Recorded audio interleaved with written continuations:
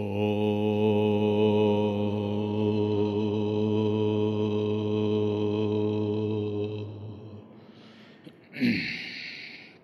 యం బ్రహ్మా వరుణేంద్రరుద్రమరుతః స్తున్వంతి దివ్యైస్తవైః వేదైః సాంగపదక్రమోపనిషదైః గాయంతి యం సమగాః ధ్యానావస్థిత తద్గతేన మనసా పశ్యంతి యం యోగినః యస్యాంతం న విదుః సురాసురగణాః దేవాయ తస్మై నమః. కృష్ణాయ వాసుదేవాయ దేవకీ నందనాయ చ నందగోపకుమారాయ గోవిందాయ నమో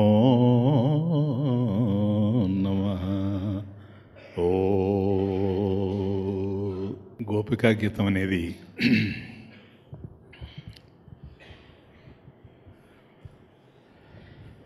భాగవతం దశమ స్కంధంలో రాస పంచాధ్యాయిలో వస్తుంది. పరిపూర్ణ ప్రేమ స్వరూపమైనటువంటి ఈ గోపికా గీతాన్ని ఎప్పుడో 25 సంవత్సరాల క్రితం ఈస్ట్ గోదావరిలో నేను మాట్లాడాను. ఆ తర్వాత మళ్ళీ ఇది మాట్లాడేటువంటి అవకాశం దొరకలేదు.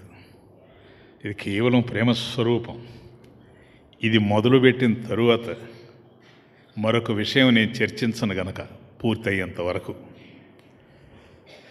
అంటే ప్రతి అక్షరంలో కృష్ణుడు ఉంటాడు. అలాంటి గ్రంథం ఇది. వాస్తవానికి మీ దగ్గర దాచిపెట్టాల్సిన అవసరం లేదు గనక నేను ప్రగాఢంగా విశ్వసించేటువంటి ఒక విషయం చెప్పబోతున్నా ప్రారంభించే ముందుగా.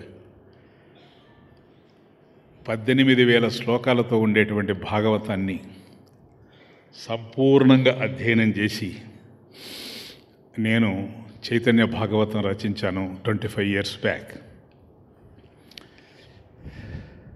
ఆ తరువాత 24,000 శ్లోకాల రామాయణ గ్రంథాన్ని సంపూర్ణంగా పఠించి చైతన్య రామాయణం రాశాను.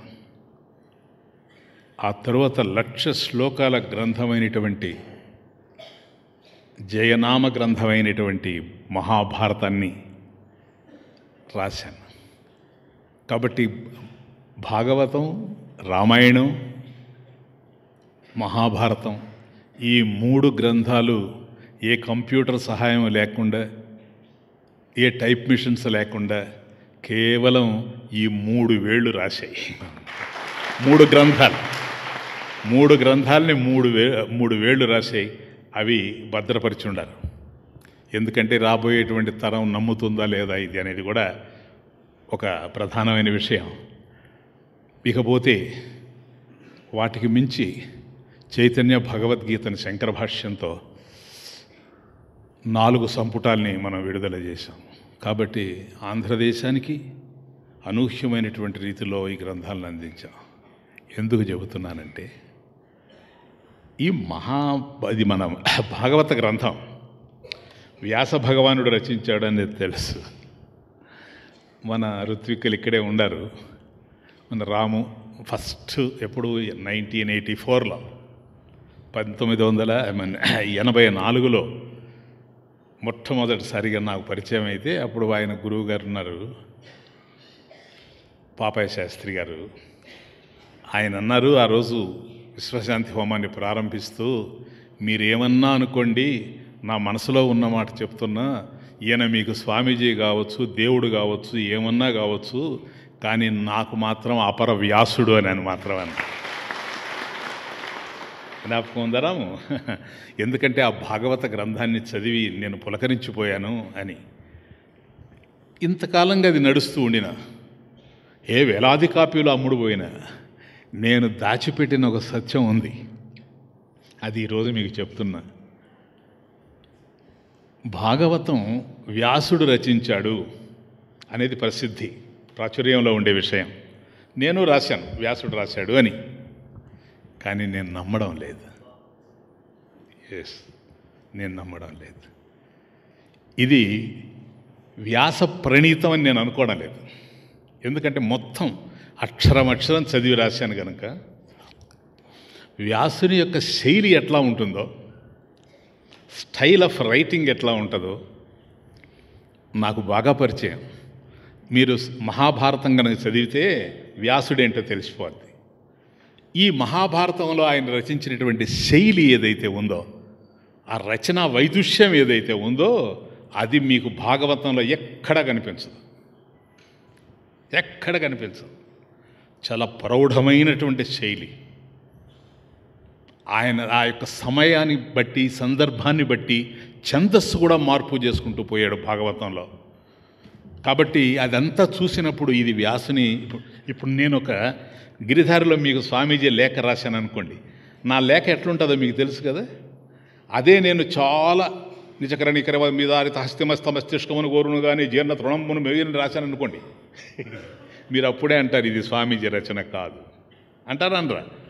ఎందుకంటే ఒక్కొక్కరికి ఒక్కొక్క రకమైనటువంటి శైలి ఉంటుంది. నాకు వ్యాసుని యొక్క శైలి శ్రీమద్ భాగవతంలో ఎక్కడా కనిపించలేదు. ఇది చాలా విప్లవాత్మకంగా ఉంటుంది ఈ మాట. కానీ ఒక్క సత్యం కూడా చెప్తున్నా దాంతో పాటుగా, రాసిన వాడు ఎవరైనా కానీ వ్యాసుడి కంటే తక్కువైన వాడు మాత్రం కాదు. అర్థమవుతుంది? ఏమాత్రం తీసిపోడు. అటువంటి అద్భుతమైనటువంటి గ్రంథం గనక మీకు ఇప్పుడు నడుస్తూ ఉంటే కూడా, నాది భగవద్గీత ఎన్నో అధ్యాయాలు మీరు విన్నారు, అదంతా వ్యాసుని శైలి. ఇప్పుడు ఇది నడుస్తూ ఉంటే మింగుడు పడదు మీకు, పర్వాలేదు, నేను చెప్తాను, గోరుముద్దలు తినిపిస్తా, సరేనా? మీకు దాని గురించి బాధ ఏం లేదు. చాలా అద్భుతమైనటువంటి గ్రంథం ఇది. స్వామి అనుగ్రహంతో చెప్పాలని ప్రయత్నం చేస్తున్నా. ఇది వ్యాఖ్యానం రాసినప్పటికీ. కాబట్టి శ్రద్ధతో వినండి, భక్తితో వినండి. ఇది చాలా అంటే ఒక సాధకునికి ఉపయోగపడేటువంటి అద్భుతమైనటువంటి గ్రంథం, అనిర్వచనీయమైనటువంటి గ్రంథం. ఇందులో 18 శ్లోకాలు ఉన్నాయి. 19వ శ్లోకం ఫలశ్రుతిలాగా ఉంటుంది. ఇది ఒక తమాషా చెప్తాను మీకు. నేను చెబుతాను, ఒక 2 వాక్యాలు చెప్పండి. నేను ఏమీ లేనివాణ్ణి, నేను ఏమీ లేనివాణ్ణి, నేను ఏమీ లేనివాణ్ణి, ఏదో కావాలనుకునేవాణ్ణి, ఏదో కావాలనుకునేవాణ్ణి, నేను ఏదీ లేనివాణ్ణి, నేను ఏమీ లేనివాణ్ణి, ఏదో కావాలనుకునేవాణ్ణి. ఇంతే. ఈ 2 వాక్యాలే గోపికా గీతం. మీకు చివరి రోజు వరకు ఈ 2 వాక్యాల్ని బ్రహ్మసూత్రాల్లాగా మర్చిపోకూడదు మీరు. సామాన్యమైన భాష. నేను ఏమీ లేనివాడిని, ఏదో కావాలనుకునేవాడిని. అర్థమవుతుంది? నేను అనుకోవడంలే, మీకు అర్థమైంది. మొదటిది అర్థమైంది, ఎందుకంటే మన అనుభవంలో ఉండేది కనుక. నేను ఏమీ లేనివాడిని, ఇట్స్ క్లియర్. అది ఏందో చూస్తాం, లేనిది ఏందో. ఏదో కావాలనుకునేవాడిని. ఈ వాక్యం చూసారా? ఏదో, దానికి 2 అర్థాలు. నాకు షష్ఠి, నాకు ఏదో కావాలి అనుకునేవాడిని. First point clear. రెండవదే, నేను ఏదో కావాలనుకునేవాడిని. క్లియర్. నాకు ఏదో కావాలనుకునేవాడిని, నేను ఏదో కావాలనుకునేవాడిని. ఎంత డిఫరెన్స్! లేనివాడిది మాత్రం అది మామూలు కామన్, మనం అందరం లేనివాళ్ళమే. ఏమీ లేదు స్వామీజీ, ఏదైనా కావచ్చు. ధనం కావచ్చు, ఆరోగ్యం కావచ్చు, ఉద్యోగం కావచ్చు, భార్య కావచ్చు, భర్త కావచ్చు, సంతానం కావచ్చు. వీటిల్లో ఎవరికి ఏవి లేవో నాకు తెలియదు, నాకు కూడా లేనిది ఉంది అందులో. సరేనా? కాబట్టి ఆ లేనివి ఏవైనా కావచ్చు. కానీ ఒక పాయింట్ ఏంటిది, ఇవన్నీ దేనికోసం ఇవన్నీ? నేను సుఖపడ్డానికి. సెంటెన్స్ థీమ్, నేను సుఖపడ్డానికి. అంటే వీటిల వల్ల సుఖం వస్తుందే. ఆరోగ్యం లేకపోవడం వల్ల నేను సుఖంగా లేననుకుంటే ఆరోగ్యం ఉండే వాళ్ళందరూ సుఖంగా ఉండాలి. సంతానం లేకపోవడం వల్ల నేను సుఖంగా లేననుకుంటే సంతానం ఉండేటువంటి వాళ్ళు సుఖంగా ఉండాలి. భార్య లేనిటువంటి వాళ్ళు, అంటే నాకు భార్య లేకపోవడం వల్ల నాకు సుఖం లేదంటే భార్య ఉండేవాళ్ళు సుఖంగా ఉండాలి. భర్త లేకపోవడం వల్ల నాకు సుఖం లేదంటే భర్త ఉండేవాళ్ళు సుఖంగా ఉండాలి.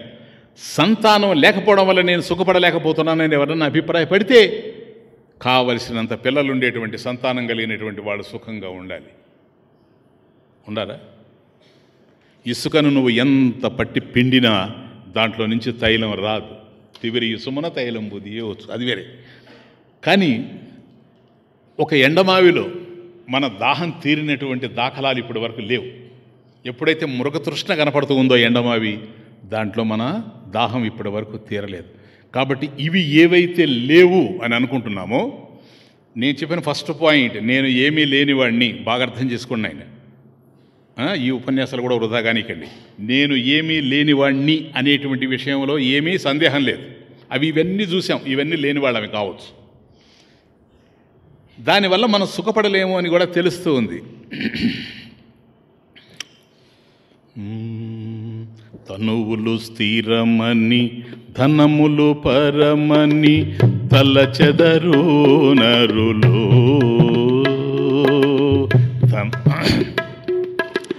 తనువులు స్థిరమని ధనములు పరమని తలచెదరు నరులు. తలచెదరు నరులు మాయను వలచెదరి ఘనులు. తనువులు స్థిరమని ధనములు పరమని తలచెదరు నరులు. తలచెదరు నరులు మాయను వలచెదరి ఘనులు. కాయము కరుగును వయస్సు పెరుగును మనసు తరుగును నరకము మిగులును. కాయము కరుగును వయస్సు పెరుగును. కాయము కరుగును వయస్సు పెరుగును మనసు తరుగును నరకము మిగులును. కష్టముల పడి నష్టమతులై. కష్టముల పడి నష్టమతులై కాలచక్రమున తిరిగే జీవులు. తనువులు స్థిరమని ధనములు పరమని తలచెదరు నరులు. తలచెదరు నరులు మాయను వలచెదరి ఘనులు. చూస్తూనే ఉన్నాం. ఇప్పుడు అంటున్నారు మీరు, స్వామీజీకి 71వ జన్మదినోత్సవం అంటే 70 సంవత్సరాలు గడిచిపోయింది. ఇంకా పరమేశ్వరుడు ఎంతకాలం మీకు సేవ చేసే అవకాశం ఉంటుందో అంతవరకు దేహం ఉంటుంది. కాయము కరుగును. కాయము కరుగును వయస్సు పెరుగును మనసు తరుగును నరకము మిగులును. కష్టముల పడి నష్టమతులై. కష్టముల పడి నష్టమతులై కాలచక్రమున తిరిగే జీవులు. తనువులు స్థిరమని ధనములు పరమని తలచెదరు నరులు, తలచెదరు నరులు, మాయను వలచెదరి ఘనులు. సిరులు అనర్థము లేనివాడిని ఇదే. సిరులు అనర్థము, సత్యము సర్వము శూన్యము, దీనవదనము జీవుల రూపము. సిరులు అనర్థము, సర్వము శూన్యము, దీనవదనము జీవుల రూపము. దీనబాంధవుని సన్నిధి చేరిన, దీనబాంధవుని సన్నిధి చేరిన, తీరును బంధము జన్మము ధన్యము. అంతే, అదొక్కటే. తనువులు స్థిరమని ధనములు పరమని, తలచెదరు నరులు, తలచెదరు నరులు, మాయను వలచెదరి ఘనులు. కాబట్టి నాకు ఇది కావాలి, అది కావాలి, అది కావాలి. దేహము నిలవదు, ధనం ఏదొచ్చినా నిలవదు, అన్నీ పోతూ ఉండేటువంటివే. కాబట్టి ఎక్కడ చూసినా దుఃఖమే కనపడతా ఉంది. మనిషి ఎట్లా నవ్వగలుగుతున్నాడో ఊహకు అందదు, అర్థం కాక నవ్వుతున్నాడు అంతే, ఇంకేం లేదు. నవ్వులాట అయిపోయింది బ్రతుకు. కాబట్టి ఏడుస్తూ పుట్టాను, పుట్టుకతోనే ఏడుస్తూ పుట్టాను. ఆ తర్వాత ఏడుస్తూనే పెరుగుతూ ఉన్నాను. ఇలా ఉండాలి అని నేను అనుకోవడం లేదు కదా. ఎవరైనా అనుకుంటూ ఉండారా? నేను ఇట్లా బాధపడుతూ ఉండాలి, ఏడుస్తూ ఉండాలి, అది నీకు ఇష్టమా? కాబట్టి ఎవరు కూడా నేను ఎప్పుడు కష్టపడుతూ ఉండాలి, బాధపడుతూ ఉండాలి అని ఎవ్వరూ అనుకోరు. అది మనకు అయిష్టంగా ఉంది. అయిష్టంగా ఉన్న దాన్నే అనుభవిస్తూ ఉన్నాం. ఇది ఎక్కడి నుంచి పెనవేసుకొని వచ్చిందని బాగా అర్థం చేసుకుంటే, అనేక జన్మాల్లో మనం అనుభవించినటువంటి దుఃఖాలు ఏవైతే ఉన్నాయో అవన్నీ మూటగట్టుకొని వచ్చాయి ఈరోజు.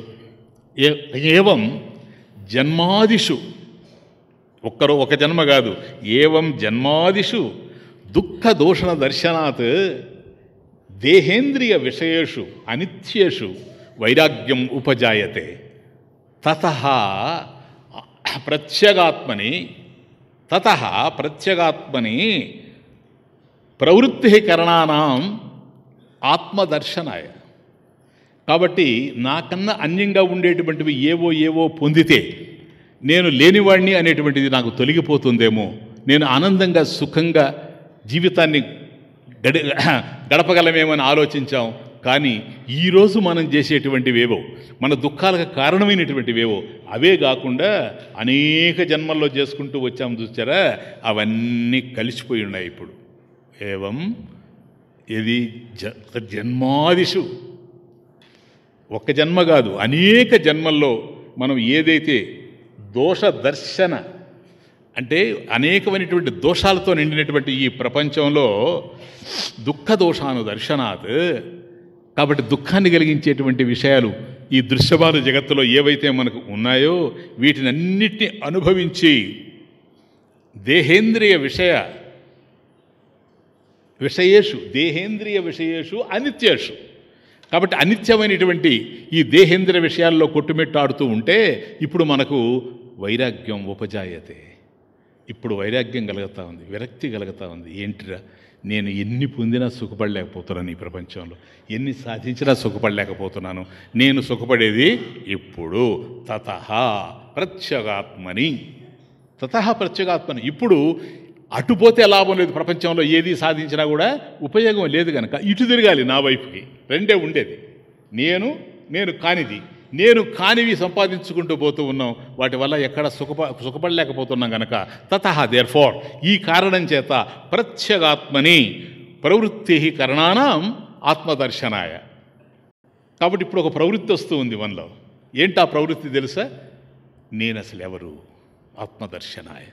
కాబట్టి నాకన్నా అన్యంగా ఏది నేను తెచ్చుకున్నా వాటితో నేను సుఖపడేటువంటి అవకాశమే నాకు కనిపించడం లేదు కనుక నేను లేనివాడిని. ఫస్ట్ పాయింట్, నేను లేనివాడిని. ఏదో కావాలనుకునేవాడిని. నేను సూక్ష్మం, ఏదో కావాలనుకునేవాడిని అంటే నాకు ఏదో కావాలనుకునేవాడిని. చూసారా, ఇక్కడ పడుతుందన్నమాట పప్పులో కాలు. నాకు ఏదో కావాలనుకునేవాడిని. నీకు ఏది కావాలనుకున్నా అది నీకు వచ్చినా నువ్వు సుఖపడలేవు. ఎందుకని? ఏది నీకు వచ్చినా నీకన్నా అన్యమైనటువంటిదే నీకు వస్తుంది. ఏదో కావాలనుకునేవాడివి కాదు, అది ఏది కావాలనుకుంటున్నావు నువ్వు? అది ఏదో అది నీకన్నా అన్యమైంది. నీకన్నా అన్యమైంది ఎప్పుడైతే వస్తుందో అది ప్రపంచం నుంచే వస్తూ ఉంది గనక మిథ్య. ఈ ప్రపంచం మిథ్య, మీకు తెలుసు. ఇదం జగత్ మిథ్య దృశ్యత్వాత్ సుక్తికా రూప్యవత్. కాబట్టి దృశ్యత్వాత్, ఇది దృశ్యంగా కనిపిస్తూ ఉంది. ఎప్పుడైతే దృశ్యంగా కనిపిస్తుందో అది నశించిపోతుంది. కాబట్టి ఈ కనిపించేటువంటి ప్రపంచంలో ఏ దేనిని నువ్వు పొందినా అది నశించిన రోజు మన గుండెలు ముక్కలు అవుతాయే కానీ మనం సుఖపడేటువంటి అవకాశం లేదు. కాబట్టి దేనిని పొందినా పోగొట్టుకోవాల్సిందే. Please clear. నేను లేనివాడిని, ఏదో కావాలనుకునేవాడిని. ఏది నీకు వచ్చినా ఉపయోగం లేదు సార్. ఎందుకని? అది పోతుంది. అసలు ఇప్పుడు అర్థమవుతుంది నీకు నీ యొక్క సమస్య ఏంటో. ఎందుకని? నేను నాకు ప్రియంగా ఉన్నాను, తమస్తుంది. ఏవేవో ప్రియం అనుకొని అవన్నీ కూడా సేకరించుకుంటూ ఉన్నాను. ఆ ప్రియమైనవన్నీ కూడా దూరం అయిపోతూ ఉంటే నేను నిరాశతో మిగిలిపోతూ ఉన్నాను. ఈ నిరాశ నిస్పృహలతో నా జీవితాన్ని కొనసాగించడం నాకు ఇష్టం లేదు కనుక నేను ఈ దశలో అప్రియంగా ఉన్నాను. అప్రియంగా ఉన్నాను. నాకు నేను ఇట్లా ఉండడం ఇష్టం లేదు. నేను ఉన్నవాడిగా ఉండాలి కానీ లేనివాడిగా ఉండడానికి అవకాశం లేదు. కానీ ఏదొచ్చినా లేకుండా పోతుందే కనుక నేను లేనివాడినిగానే ఉంటాను. కాబట్టి ఈ అప్రియమైనటువంటి జీవితాన్ని కొనసాగించడం నాకు ఇష్టం లేదు. కాబట్టి ప్రియం ఏదో అది నాకు కావాలి. ప్రియం ఏదో తెలుసా? నీకు నువ్వే ప్రియం. నీకన్నా అన్యంగా ఏది వచ్చినా అది పోతుంది గనక భర్త కావచ్చు, భార్య కావచ్చు, పిల్లలు కావచ్చు, ధనం కావచ్చు, పదవులు కావచ్చు, ఏ వచ్చినా పోయేవే. ఆ పోయే వాటితో నీ ఆనందం కూడా పోద్ది. అవి పోతూ ఊరికే పోవు, సుఖాన్ని కూడా పట్టుకుపోతాయి. మళ్ళీ నిన్ను మామూలుగా అప్రియంగానే ఉంచుతాయి. ఇప్పుడు నీకు అర్థమైంది నీ సమస్య ఏంటో. నీ సమస్య ఒక్కటే, నువ్వు నీకు అప్రియంగా ఉన్నావు, అది సమస్య. క్లియర్? కదాచిన్నాహం అప్రియ, కదాచిన్నాహం అప్రియ. నేను ఎప్పుడూ నాకు అప్రియంగా లేను. నాకు నేను ప్రియమే, మరొకటి నాకు ఇష్టం కావచ్చు, కాకపోవచ్చు. ఒక కాలంలో ఇష్టమైంది, ఒక కాలంలో ఇష్టం ఉండదు. ఒక దేశంలో ఇష్టమైంది, ఒక దేశంలో ఇష్టం ఉండదు. ఒక మనిషికి ఇష్టమైంది, మరొక మనిషికి ఇష్టం ఉండదు. ఎవరికి ఏది ఇష్టము, ఏది అయిష్టం అనేటువంటిది వేరే విషయం. కానీ ఏది అయిష్టమైనా కావచ్చేమో కానీ నాకు నేను అప్రియంగా లేను. క్లియర్? ఇప్పుడు సమస్య ఎవరు చెప్పు? Man has no problems, man himself is the problem. మనిషికి సమస్యలు లేవు, మనిషే సమస్య. ఏనైనా ఇంతవరకు అర్థమైంది? రెండో దానికి ఆన్సర్ దొరుకుతుంది. నేను లేనివాడిని, ఏదో కావాలనుకునేవాడిని. ఇక్కడికే బాగా మీకు అర్థమైతే నాకు ఇంకేం అవసరం లేదనిపిస్తుంది ప్రపంచంలో. ఎందుకని? ప్రపంచం మిథ్య కనుక ఇక్కడ అన్నీ పోయేటవే కాబట్టి దృశ్యత్వాత్. కాబట్టి ఏ రోజైనా నీకు దుఃఖమే. కాబట్టి నాకు ఏదో కావాలని కాదు విషయం, నాకు ఏదో కావాలి. నేను ఏదో కావాలనుకునేవాడిని. పాయింట్ చూడండి, నాకు ఏదో కావాలనుకునేవాడిని కాదు, నేను ఏదో కావాలనుకునేవాడిని. క్లియర్ నాయన? అర్థమవుతుంది? ఏమవుతావయ్యా నువ్వు? నేను అప్రియంగా ఉండడం నాకు సమస్య కనుక నేను నాకు ప్రియంగా ఉండడమే పరిష్కారం. క్లియర్? నేను నిరాశతో నిస్పృహతో నాకు నేను అప్రియంగా ఉండడమే సమస్యగా పరిణమించింది కనుక నాకు నేనే సమస్య అయినప్పుడు నాకు నేనే పరిష్కారం. కాబట్టి నాకేం తెలియాలి ఈ ప్రపంచంలో? ఏం కావాలి? నాకు ఏమీ అవసరం లేదు ఈ ప్రపంచంలో. నాకు నేను కావాలి, నాకు నేనుగా, నీకు నువ్వు కావాలి. ఎందరన్నా ఉండని. పాయింట్ బాగా పట్టుకోండి. నీకు నువ్వే సుఖం. అందువల్ల ఆత్మనస్సు కామాయ సర్వం ప్రియం భవతి. మైత్రేయి నువ్వు నన్ను ప్రేమిస్తున్నావని అనుకునే పిచ్చివాణ్ణి కాదు నేను. యాజ్ఞవల్క మహర్షి, బృహదారణ్యకోపనిషత్తు. నువ్వు నన్ను ప్రేమిస్తున్నావు కాదనడం లేదు. ఎందుకో తెలుసా? నా కోసం కాదు నువ్వు ప్రేమించేది, నీ కోసం ప్రేమిస్తున్నావు. నీకు సుఖం వస్తుంది కనుక నన్ను ప్రేమిస్తున్నావు. నవారే పత్యు కామాయ పతి ప్రియో భవతి, ఆత్మనస్తు కామాయ పతి ప్రియో భవతి. నవా అరే సర్వం కామాయ సర్వం భవతి, ఆత్మనస్తు కామాయ సర్వం భవతి. ఈ ప్రపంచంలో ఎవరు ఏది కోరుకున్నా, ఎవరిని కోరుకున్నా దానికోసం కాదు, నా కోసం. ఏది నేను ఆశించినా నా కోసం. ఆత్మనస్తు కామాయ సర్వం ప్రియం భవతి. కాబట్టి నీవు ఏదో నీకు అర్థమైతేనే వసంతం రావాలి. అప్పుడు మోడులన్నీ కూడా చిగురిస్తాయి. వసంతం విరబూసిన గాని,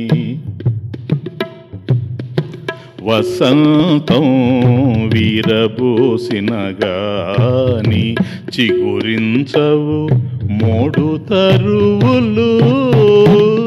వసంతం చిగురించిన గాని, వసంతం విరబూసిన గాని చిగురించవు మోడు తరువులు.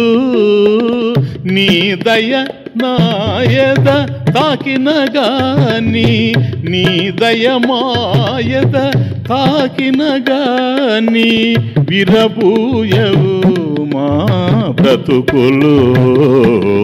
వసంతం విరబూసిన గాని, వసంతం చిగురించిన గాని విరబూయవు మూడు తరువులు.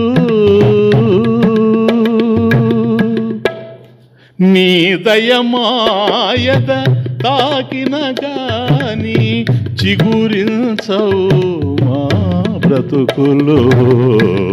వసంతం విరబూసిన గాని చిగురించవు మూడు తరువులు. ఉన్నది చెప్పకనే పోతూ ఉంది, రానున్నది తానే రాబోతుంది. ఉన్నది చెప్పకనే పోతూ ఉంది, రానున్నది తానే రాబోతుంది. పోయింది ఆయువు వచ్చేది మృత్యువు, పోయింది ఆయువు వచ్చేది మృత్యువు. నిలవని కాయము నిలవని కాయము సావుకు తాయము.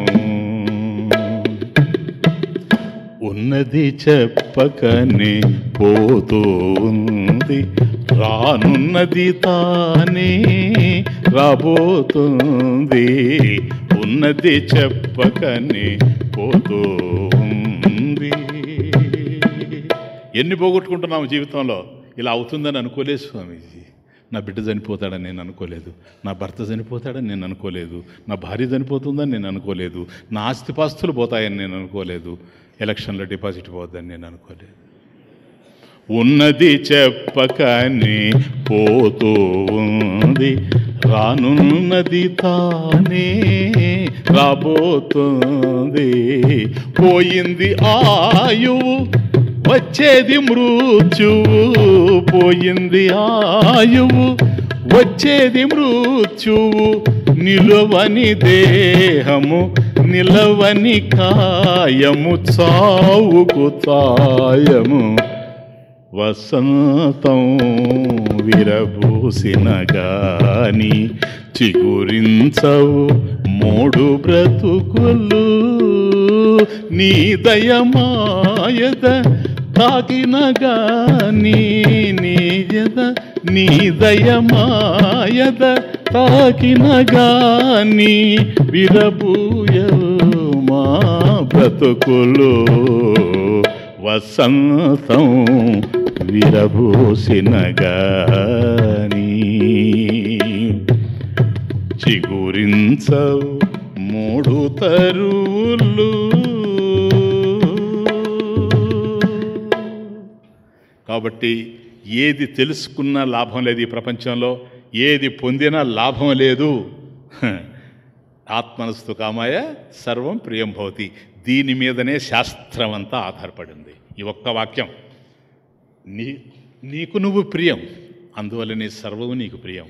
కాబట్టి నువ్వు ఆత్మను తెలుసుకోవాలి. ఇది ఒక్కదాని మీదనే శాస్త్రం ఉంది. ఇప్పుడు ఏమనుకున్నాము? నేను లేనివాడిని. క్లియర్? నాకు ఏదో కావాలనుకునేవాడిని. నేను ఏదో కావాలనుకునేవాడిని. ఏం కావాలయ్యా నీకు? నువ్వేం కావాలి? నేను ఆత్మనని నాకు తెలియాలి. అంతేనా? ఎందుకని? అది నశించేది కాదు గనక. నువ్వు ఆత్మవే అని నీకు తెలియాలంటే ఆత్మకు సంబంధించినటువంటి జ్ఞానం నీకు కావాలి. నేను ఆత్మని అనేటువంటి జ్ఞానం నీకు ఏర్పడాలి. ఆత్మకి పరమాత్మకు తేడా లేదు గనక అయమాత్మ బ్రహ్మ, ఈ ఆత్మయే బ్రహ్మము కాబట్టి మహావాక్యం దృఢీకరిస్తుంది కనుక దాన్ని. కాబట్టి నేనే అని తెలియాలి. నేను తెలుసుకోవాల్సింది నన్నే. భగవంతుని అంటాం కాదు, ఆయన నాకన్నా వేరు కాదు.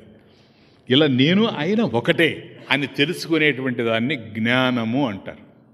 సరేనా? ఈ జ్ఞానం మనకు కలగాలి కదా. జ్ఞానం కలగాలంటే జ్ఞానం మీద ప్రేమ ఉండాలి. I mean it. జ్ఞానం కలగాలంటే జ్ఞానం మీద ప్రేమ ఉండాలి. జ్ఞానం ఏదైతే ఉందో అది ఏ జ్ఞానం? పరమేశ్వరునికి సంబంధించిన జ్ఞానం, ఈశ్వర జ్ఞానం. దీన్ని శాస్త్రంలో ఐశ్వర్య ప్రధాన భక్తి అంటారు. ఈశ్వరస్య భవ ఐశ్వర్యం.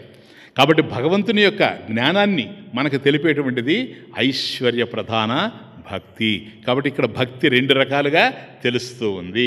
ఒకటి ఐశ్వర్య ప్రధానమైనటువంటిది, రెండవది మాధుర్య ప్రధాన భక్తి. మాధుర్య ప్రధానం వెరీ వెరీ ఇంపార్టెంట్. ఈ రెండు. ఈశ్వర జ్ఞానం కలగాలి. ఈశ్వర జ్ఞానం కలగాలంటే ఈశ్వరుడి మీద ప్రేమ ఉత్పన్నం కావాలి. ఈశ్వర జ్ఞానం కలిగిందనుకో నిన్ను నువ్వు తెలుసుకుంటావు. అలా ఈశ్వర జ్ఞానం నీకు కలగాలి అంటే ఈశ్వరుడి మీద నీకు ప్రేమ ఉండాలి.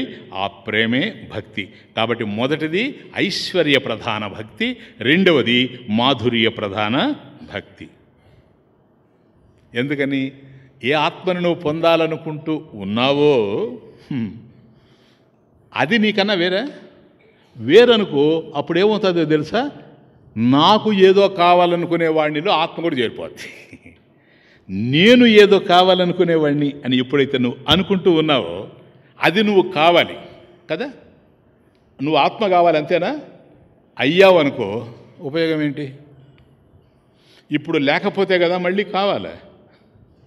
ఇప్పుడు లేకుండా నువ్వు గనక ఆత్మవయ్యావు అంటే ఈ క్షణంలో కాకుండా మరో క్షణంలో నువ్వు ఆత్మ అయితే ఇంకొక క్షణంలో కాకుండా పోతావు.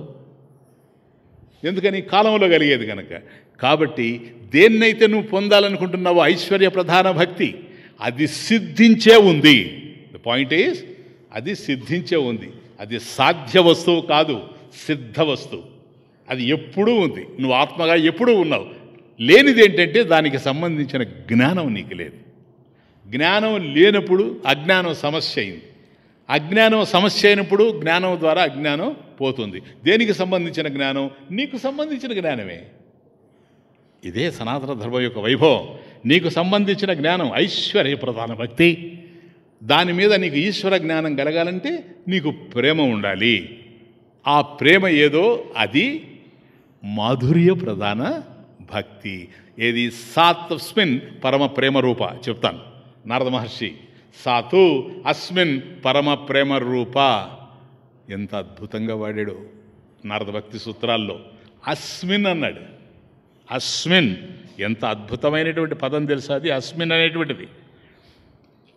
తస్మిన్ అనలే. అస్మిన్, దీని యందు, సప్తమి, దీని యందు అస్మిన్. సాతు అస్మిన్ పరమ ప్రేమ రూప. దీని యందు ఉత్కృష్టమైనటువంటి ప్రేమ. తస్మిన్ కాదు. తస్మిన్ అంటే దాని యందు. దాని యందు అంటే నీకన్నా అన్యమైనటువంటిది ఏదో దాని యందు ప్రేమ. అది ఈరోజు మనకు ఉంది, అది మనల్ని ఉద్ధరించదు. సాతు అస్మిన్ పరమ ప్రేమ రూప. అది భక్తికి ఇచ్చినటువంటి నిర్వచనం.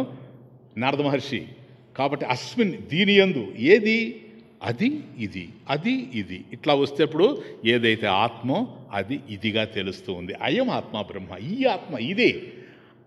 అస్మిన్ పరమ ప్రేమ రూప, దాని యందు ఉత్కృష్టమైనటువంటి ప్రేమ.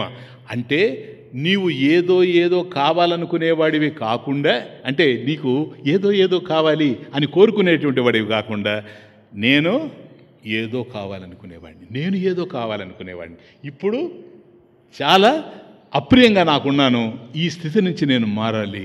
అలా మారడానికి నాకు భగవంతునికి సంబంధించిన జ్ఞానం కలగాలి. ఆ జ్ఞానం కలగాలంటే దాని యందు నాకు ప్రేమ ఉండాలి.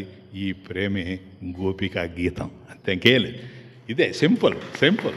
అంటే మీకు బ్రీఫ్ ఇంట్రడక్షన్తో సబ్జెక్ట్లోకి వెళ్ళిపోతున్నారు కనుక ఇది సామాన్యమైనటువంటి ప్రేమ కాదు. ఎవరి మీద ప్రేమ ఇది? కృష్ణుడి మీద. తమాషా చూసారా? అంటే కృష్ణుడు నీకన్నా వేరుగా ఉంటే కదా ప్రేమించడం అనే కదులుతోంది ఇప్పుడు. తర్వాత ఆయన స్వరూపంగా తెలిసిపోతుంది. కృష్ణ కృష్ణ అంటేనే సదానందాత్మక కృష్ణ. కృషిర్భూవాచకో నః నిర్వృత్తివాచక. కృషిర్భూవాచక భూ సత్తాయాం ఇది. కాబట్టి ఏదైతే ఉంటుందో అది కృష్, ఎల్లప్పుడూ ఉండేటువంటిది. నా ఆనందం, కృష్ణ సదానందం, ఎల్లప్పుడూ ఉండేటువంటి ఆనందం, ఎట్టి పరిస్థితుల్లో భగ్నం కానటువంటి ఆనందం, ఏ స్థితిలోనూ భగ్నం కాదు ఆనందం. ఇది కనుక పొందినట్లయితే అటువంటి ఆనందం కృష్ణానందం. ఆ కృష్ణానందాన్ని కోరుకుంటూ ఉండారు. కృష్ణాన్వేతన కాతరాః, కృష్ణాన్వేషణ కాతరాః తదాత్మికాః, కృష్ణాన్వేషణ కాతరాః తదాత్మికాః గోప్యః ఉన్మత్తవచః, గోప్యః ఉన్మత్తవచః. ఈ ప్రేమలో పరాకాష్ఠను అందుకున్నటువంటి శుకబ్రహ్మ పరీక్షుని మహారాజు చెప్తూ ఉన్నాడు, నాయన కృష్ణాన్వేతన కాతరాః. ఆ కృష్ణుడి కోసం అన్వేషించేటువంటి వాళ్ళు ఏది? నేను ఏదో కావాలనుకునేవాడిని, నాకు ఏదో కావాలి కాదు, నేను ఏదో కావాలనుకునేవాడిని. అదేంటది? ఆత్మ. ఆత్మ ఎవరు? కృష్ణుడు కదా. దానికోసం అన్వేషిస్తూ ఉండారట ఈ గోపికలు. కృష్ణాన్వేషణ కాతరాః తదాత్మికాః గోప్యః ఉన్మత్తవచః. కాబట్టి కృష్ణుడి కోసం పరితపిస్తూ కృష్ణుణ్ణి పొందాలనేటువంటి ప్రయత్నంలో గోపికలు కొన్ని పిచ్చి మాటలు మాట్లాడారు అన్నాడు. ఉన్మత్తవచః. ఎవరు? ఆ పిచ్చి బాగా పట్టినటువంటి శుకబ్రహ్మ. ఇంకా ఆయనకన్నా ప్రేమ పిచ్చి ఉండేవాడు, కృష్ణుడి మీద పిచ్చి ఉండేటువంటి వాడు ఎవరో ప్రపంచంలో నాకు తెలియదు. కాబట్టి అది ఆయనకి తెలుసు గనక గోప్యః ఉన్మత్తవచః, వాళ్ళు పిచ్చి మాటలు మాట్లాడారు అన్నారు. నిజమే, వాళ్ళకి పిచ్చి మాటలే. ఎందుకని? మరొక ప్రపంచం తెలియదు వాళ్ళకు, కృష్ణుడు తప్ప రెండో ప్రపంచం తెలియదు కనుక కృష్ణాన్వేషణ కాతరాః గోప్యః ఉన్మత్తవచః. కానీ ఇక్కడ తమాష ఏంటంటే హెడ్డింగు గోపికా గీతం, హెడ్డింగు గోపికా గీతం. ఇందులో 19 శ్లోకాలు ఉన్నాయనుకోండి. 19 అట్లా పెడితే 18 శ్లోకాల్లో ఒక్కొక్క గోపిక ఒక్కొక్క శ్లోకం చెప్తుంది. అది తమాషా. వాళ్ళు అందరూ కూర్చొని కృష్ణుడి కోసం దుఃఖిస్తూ విరహ వేదనలో ఈ గోపికా గీతాలు పాడారు. ఒక్కొక్కరు ఒకటి పాడారు. అట్లా గోపికలందరూ కలిసి పాడినటువంటి పాటలే ఈ గోపిగీతం. అర్థమవుతుంది మీకు? అప్పుడు ఏమనాలి దాన్ని? గోపికా గీతం అంటే ఏకవచనం. కానీ ఇక్కడ చాలామంది పాడుతూ ఉన్నారు. దాని అర్థం ఏంటో తెలుసా? వాళ్ళు రకరకాలైన భావాలతో పాడతారు, కానీ వాళ్ళ హృదయం అంతా ఒక్కటే. సరేనా? వాళ్ళకి కేంద్ర విషయం, కేంద్ర బిందువు శ్రీకృష్ణ పరమాత్మ తప్ప రెండవది కానే కాదు. ఇది ఒక్కొక్కరు ఒక్కొక్క విధంగా పాడను ప్రారంభం చేస్తారు. ఇది గోపికా గీతం. ఇలా వీళ్ళందరూ ఏడ్చిన తర్వాత 18 శ్లోకాల్లో 24వ తేదీ సాయంత్రం వరకు వీళ్ళందరూ ఏడుస్తారు. మీరు అందరూ నవ్వుతూ ఉంటారు. కానీ ఆ తరువాత వాళ్ళ యొక్క అన్వేషణకి ఫలంగా వాళ్ళ యొక్క విరహానికి ఫలంగా, వాళ్ళ యొక్క జిజ్ఞాసకు ఫలంగా 19వ శ్లోకంలో పరమేశ్వరుడు సాక్షాత్కరిస్తాడు వాళ్ళ ముందు. ఇది గోపికా గీతం సెంట్రల్ థీమ్. కనుక బృందావనంలో కృష్ణుడు కనిపించకుండా పోయేటప్పటికీ ఎక్కడ చూసినా అన్నీ ఉన్నాయి, కానీ ఆవేదనే ఉంది. కృష్ణుడు వస్తే కానీ ఈ ఆవేదన తీరదు. ఆ కృష్ణుడిని పిలుస్తూ, ఆ కృష్ణుడి కోసం అన్వేషిస్తూ అన్ని వైపులా గోపికలు ఆలపించినటువంటి గీతాలే గోపికా గీతం. గీతం అనడంలో ఉద్దేశం అది. కాబట్టి ఈ గోపికా గీతం జయ్యతి తే ధిక్కం, చూసుకోండి, జయ్యతి తే ధిక్కం జన్మన వ్రజః శ్రేయత ఇందిరా శశ్వదత్రహి దయిత దృశ్యతాం దిక్షుతావకాః దయిత దృశ్యతాం దిక్షుతావకాః త్వయి ధృతసవః త్వాం విచిన్వతే జయతి తే ధికం జన్మన వ్రజః శ్రియత ఇందిరా శశ్వదత్రహి దయిత దృశ్యతాం దిక్షుతావకాః త్వయి ధృతసవః త్వాం విచిన్వతే. నేను ఆ విడగొట్టి ఎందుకు పాడుతున్నానంటే మీరు అక్కడ నోట్ చేసుకుంటూ ఉండండి, ఎక్కడ సంధి ఉందో ఆ పరిచ్ఛేదం ఎట్లా ఉందో తెలుసుకుంటూ ఉంటారు. మొదటి గోపిక పాడుతూ ఉంది. ఏముంటుంది తెలుసా? అందరూ ఉండారు, కానీ ఒక గోపికే పాడేది. భగవద్ దర్శనాభిలాష, కృష్ణాన్వేషణ కాతరాహ ఉన్మత్తవచ. కాబట్టి కృష్ణుడి కోసం అన్వేషిస్తూ ఒక గోపిక పాడుతూ ఉందట. 3వ లైన్ దయిత. దయిత అంటే ప్రియుడా అని అర్థం. శ్రీకృష్ణుడిని సంబోధన. 3rd లైన్ ఫస్ట్ వర్డ్ దయిత, ప్రియుడా అని అర్థం. ఇప్పుడు ఆయన చెప్తూ ఉన్నారు, అయ్యా జయతి తే ధికం జన్మన వ్రజః. తే జన్మన వ్రజః, తే జన్మన నీ జన్మ చేత. తృతీయ తే జన్మన వ్రజః అధికం జయతి. వ్రజః, ఈ వ్రజభూమి ఏదైతే ఉందో బృందావనం, హే భగవాన్ నువ్వు పుట్టడం చేత, జన్మన నీ జన్మ అదేడ, తే జన్మన నీ జన్మ చేత, వ్రజః వ్రజపురం బృందావనం అధికం జయతి దివ్యంగా శోభిస్తూ ఉంది. First line. సెకండ్ లైన్ శ్రేయత ఇందిరా శశ్వదత్రహి. అత్ర ఆ ప్రదేశంలో బృందావనంలో అత్ర ఇందిరా అంటే లక్ష్మీదేవి. ఇందిర శశ్వత్ శాశ్వతంగా శ్రేయత ఆశ్రయించుకుపోయింది, అంతే, ఇంకేం లేదు. ఎప్పుడైతే నీవు బృందావనంలో కృష్ణుడుగా వచ్చావో, వైకుంఠవాసుడైనటువంటి నీవు కృష్ణుడిగా ఆవిర్భవించావు గనక, ఎప్పుడైతే నువ్వు వైకుంఠంలో లేవో లక్ష్మీదేవి అక్కడ ఉండాల్సిన అవసరం లేదు కనుక ఆమె కూడా మకాం మార్చింది. కాబట్టి నువ్వు వ్రజపురానికి వచ్చావు అంటే బృందావనానికి వచ్చావు, ఆమె కూడా శాశ్వతంగా వచ్చేసింది వైకుంఠాన్ని వదిలి. ఇప్పుడు వైకుంఠం ఎట్లుంది తెలుసా? ఓడిపోయిన పార్టీలాగా ఉంది, ఏమీ లేదు అక్కడ. ఎందుకని నువ్వేమో ఇక్కడ వచ్చేసావు, ఇందిరా కూడా వచ్చేసింది. కానీ తమాష ఏంటో తెలుసా? అందుకని నేను అన్నాను ఈ వ్యాసుడు కాదు అని. ఇందిరా అంటున్నాడు కదా ఫస్ట్ లైన్, సెకండ్ లైన్లో మొదటి గోపికా గీతం. ఇది ఇందిరా ఛందస్సులో ఉంది, ఇది ఇందిరా ఛందస్సులో ఉంది వ్యాకరణం.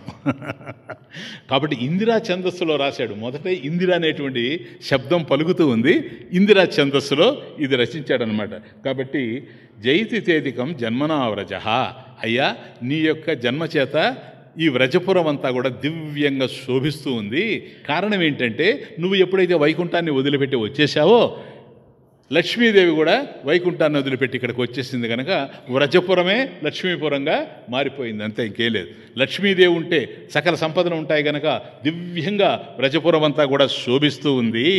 అంటే ఏంటి, ఇంత అందంగా ఉంది, అనిర్వచనీయమైనటువంటి సౌభాగ్యంతో నిండిపోయి ఉంది. దయత హే ప్రియుడా, దృశ్యతాం దిక్షు తావకాహ త్వయి ధృతాసవ త్వాం విచన్వతే. త్వయి నీయందు, నీలో ధృత అసవ, ధృతాసవ, ధృత అసవ.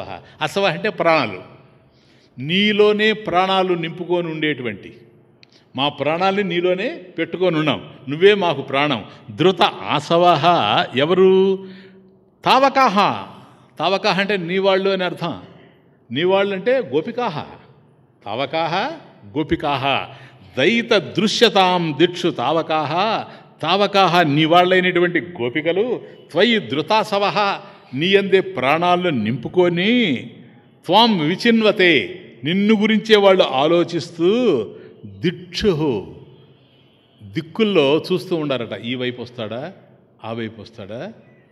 దిక్షు తావకాహ త్వయి ధృతాసవ. కాబట్టి నీయందే ప్రాణాలను నింపుకొని నీకోసమే వాళ్ళు అన్వేషిస్తూ ఉన్నారు. దృశ్యతాం, థర్డ్ లైన్, దృశ్యతాం అంటే మాకు నువ్వు సాక్షాత్కరించు. కాబట్టి ఈ వ్రజపురం ఏమో మహా ఆనందంతో ఉంది, ఇదంతా దివ్యంగా శోభిస్తూ ఉంది. దేనికి కారణము నువ్వే, నీ జన్మ వల్లనే ఇది ఈ విధంగా తయారైంది. కాబట్టి అక్కడ ఉండేటువంటి లక్ష్మీదేవి కూడాను ఇక్కడికి వచ్చి ఉండిపోయింది. ఇదంతా బాగుంది. కాబట్టి ఇంత ఆనందంగా ఉండేటువంటి వ్రజపురంలో దుఃఖంతో మిగిలినటువంటి వాళ్ళు కొంతమంది ఉన్నారు. వాళ్ళు ఎవరు? తావకాహ నీ వాళ్ళు. ఎందుకని నీ వాళ్ళు? ధృత ఆసవ, ధృత అసవ అంటే నీయందే ప్రాణాలను నింపుకున్నటువంటి వాళ్ళు, ప్రాణాలు ధరించినటువంటి వాళ్ళు, విచన్వ నీకోసం ఈ వెతుకుతూ ఉన్నటువంటి వాళ్ళు అన్ని వైపులా చూస్తూ నువ్వు లేవని దుఃఖపడుతూ ఉన్నారు. దృశ్యతాం, అది క్రియాపదం, దృశ్యతాం. కాబట్టి నీవు మాకు గోచరమయ్యేదవు గనక కృష్ణ, నువ్వు లేకపోతే మేము ఉండలేము.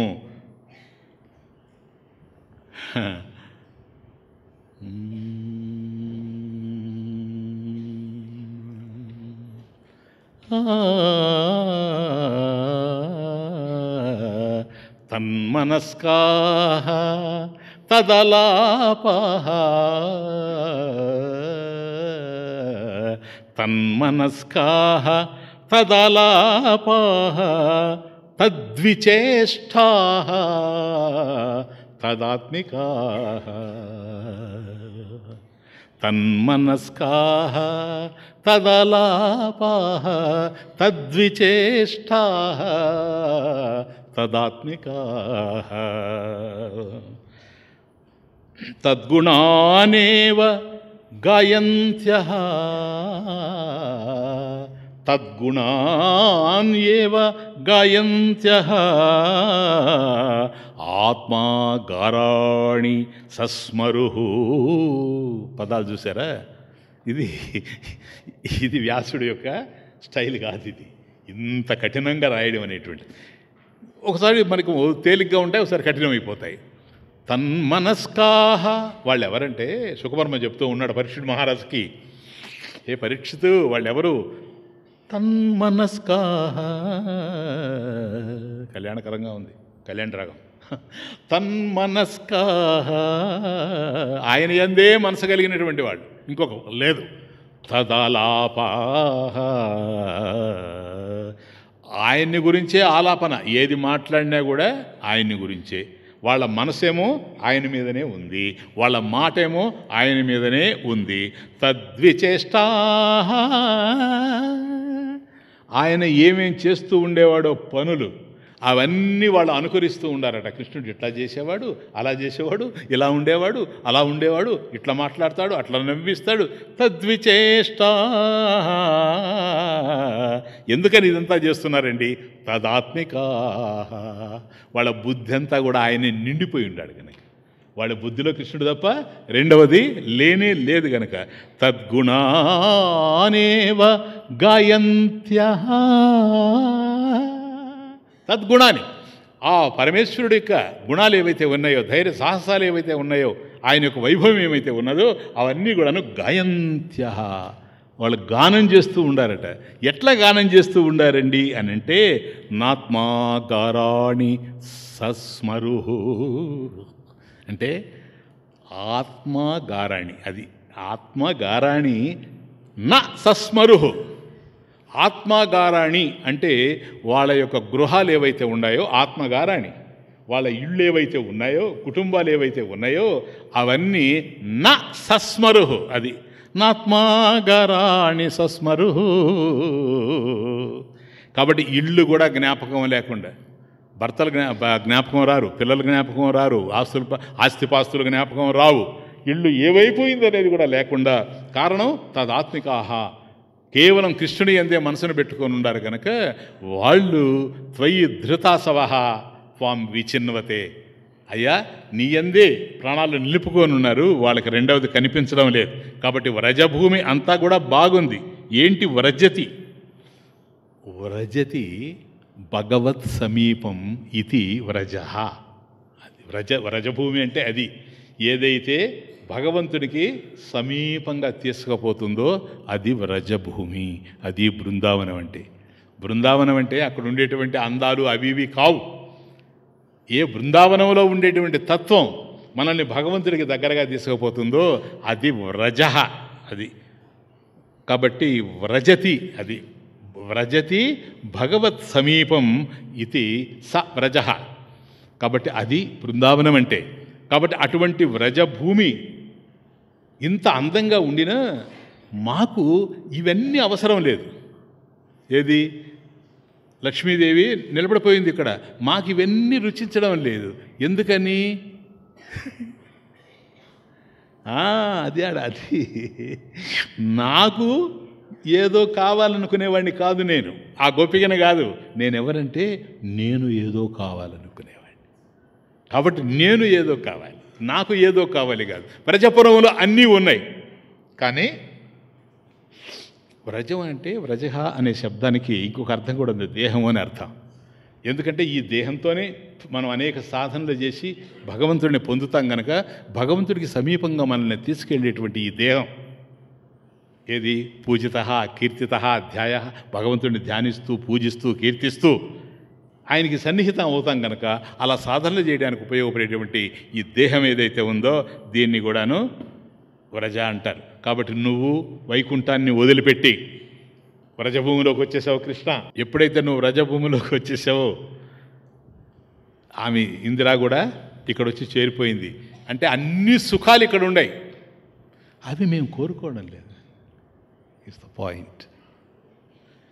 నాకు అవి అవసరం లేదు, మాకు అవి అవసరం లేదు. ఎందుకని? నేను ఏదో కావాలనేవాడిని, నాకు ఏది కావాలి కాదు, నేను ఏదో కావాలి. ఇప్పుడు అర్థమైందా మీకు? కాబట్టి శ్రేయత ఇందిరా శాశ్వతరహి, శాశ్వతంగా ఉంది, కానీ అవి శాశ్వతం కావని మాకు తెలుసు, అశాశ్వతాలని మాకు తెలుసు. ఈ ప్రపంచంలో ఏది ఉన్నా పోగొట్టుకోవడమే. వట్టి చేతులతో ఈ ప్రపంచంలోకి వచ్చాము, వట్టి చేతులతో ఈ ప్రపంచంలో పోతాం. ఇక్కడ ఏది శాశ్వతం. కాబట్టి నాకు ఏం కావాలి? నేనేదో కావాలి, నేను ఏదో కావాలి. ఏం కావాలి నువ్వు? నేను ఆత్మస్వరూపంగా కావాలి.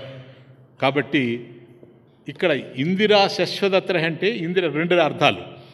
లక్ష్మీదేవి వచ్చి ఇక్కడ ఉంది. ఏదైతే లక్ష్మీదేవి ఈ జగత్తులో ఐశ్వర్య విభూతిగా ఉందో అది నాకు అవసరం లేదు. కానీ నేనేం కోరుకుంటున్నానో తెలుసా? నువ్వు లక్ష్మీవాన్, నువ్వు లక్ష్మీవాన్. లక్ష్మీవాన్ అంటే బలవాన్ అంటే బలవంతుడు, ధనవాన్ అంటే లక్ష్మీవాన్ అంటే లక్ష్మీ ఎవరి యొక్క వక్షస్థలములో, లక్ష్మీ అస్య వక్షసి నిత్యం వసతీతి, ఎవరి యొక్క వక్షస్థలములో అమ్మవారు నిరంతరం ఉందో ఆమె అక్కడ ఉండడం వల్ల నువ్వు లక్ష్మీవాన్. ఓకే. కాబట్టి మేము ఆమె ఇక్కడ వ్యక్తపరుస్తూ ఉండేటువంటి ఈ అజ్ఞాన మనోహర దృశ్యాల్ని ఆకళింపు చేసుకొని వాటితో తృప్తిపడాలని లేవు. ఆమె నీ యొక్క వక్షస్థలంలో ఎట్లా ఉందో, ఒకవేళ వక్షస్థలంలో మేము లేకపోయినా నీ పాదాల దగ్గర పడి ఉంటే చాలని కోరుకుంటూ ఉన్నాం, అంతే.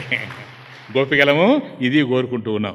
కాబట్టి మేము ఎంత తిరిగినా నీ దగ్గరకు వచ్చే పడతాం. తిరిగి తిరిగి పక్షులు తరువు చేరు కృష్ణ,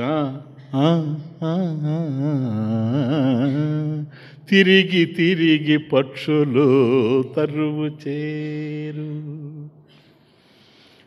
పొరలి వచ్చిన జలములే చెరువు నీరు, తిరిగి తిరిగి పక్షులు తరువు చేరు, పొరలి వచ్చిన జలములే చెరువు నీరు, నిన్ను చేరిన వారికే కరువు తీరు,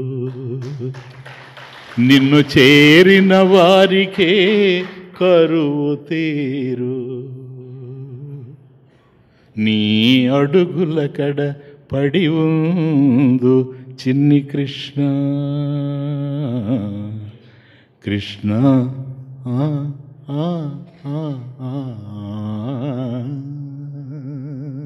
కాబట్టి ఎక్కడైనా జరిగిన పక్షులు మళ్ళీ వచ్చేవి చెట్ల మీద వాలాల్సిందే. కాబట్టి ఎంత పరుగులు తీసినా సరే నది ఇవి వెళ్ళి చెరువులో పడాల్సిందే. అట్లాగే నీ యొక్క పాదాలు చేరితే కానీ మా కరువు తీరే అవకాశం లేదు గనక నీ పదముల కడ పడి ఉందో చిన్ని కృష్ణ. ప్రతి పదమీద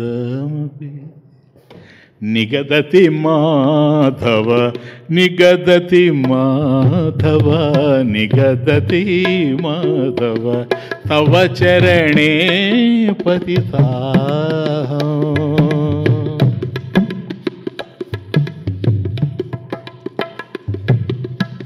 ప్రతి పదమీదమతి నిగదతి మాధవ నిగదతి మాధవ నిగదతి మాధవ తవ చరణే పతితా. త్వయి విముఖే మయి సపది సుధానిధి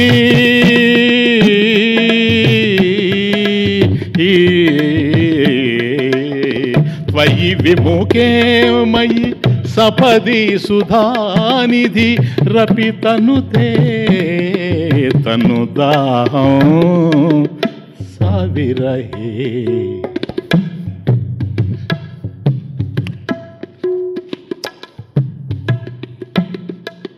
సావిరహే తవ దీన రాధా సావిరహే తవ దీన రాధా సావిరహే తవ దీన.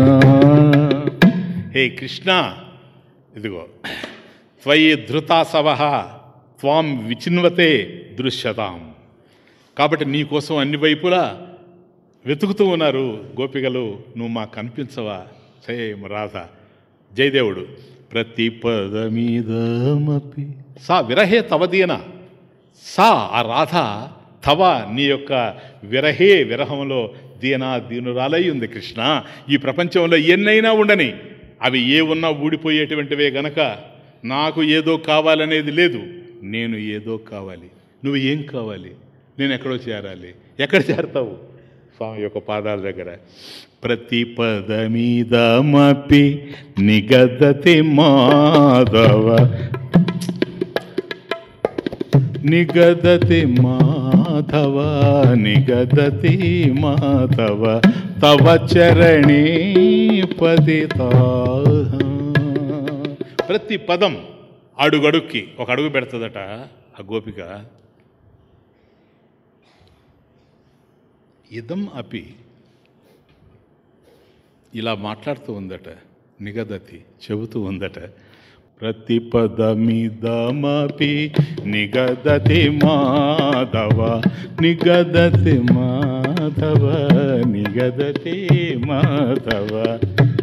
మాధవ మాధవ మాధవ అంటూ నిగదతి ఒక అడుగు వేస్తుందట, పడిపోద్దట. ఆ పడేటప్పుడు మాధవ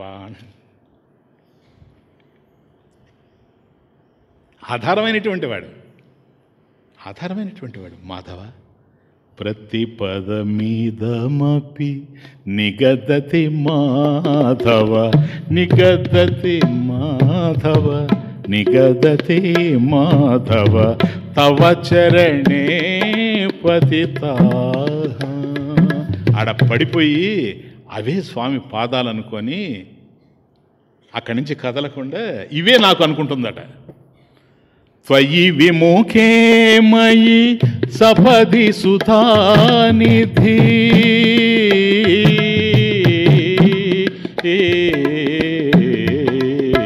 త్వయి విముఖే మయి సపది సుధానిధి రపి తన్నుతే తన్నుదాహం. త్వయి విముఖే మయి, త్వయి నీవు, మయి విముఖే హే కృష్ణ నువ్వు నాకు దూరం అయిపోయేటప్పటికీ సపది ఇప్పుడు ఏం జరిగిందో తెలుసా? సుధానిధి వెన్నెల రాత్రులు. ఆ సుధానిధి అంటే అమృతాన్ని కురిపించేటువంటి, చల్లని అమృతాన్ని కురిపించేటువంటి చంద్రుడు త్వయి విముఖే మయి, త్వయి మయి విముఖే, నాకు నువ్వు ఎప్పుడైతే దూరం అయిపోయావో సుధానిధి అమృతాన్ని కురిపించేటువంటి చంద్రుడు ఇప్పుడు ఏం చేస్తున్నాడు తెలుసా? రపి తనుతే తనుదాహం, నా శరీరాన్ని బొగ్గున మండింపజేస్తూ ఉండాడు. చూసారా? అంటే చంద్రకిరణాలు ఎంత హాయిగా చల్లగా ఆహ్లాదంగా ఉండినా కృష్ణ నువ్వు లేనప్పుడు ఇవన్నీ కూడా నాకు దుఃఖాన్ని కల్పిస్తాయే కానీ ఆనందాన్ని కల్పించేటువంటి అవకాశం లేనే లేదు. అత్ర ఇందిర శాశ్వత, అత్ర అక్కడ ఆమె శాశ్వతంగా ఇందిర ఉండిపోవచ్చేమో కానీ లక్ష్మి నాకు ఇవన్నీ కూడాను ఆనందాన్ని ఇచ్చేటువంటి అవకాశం లేనే లేదు.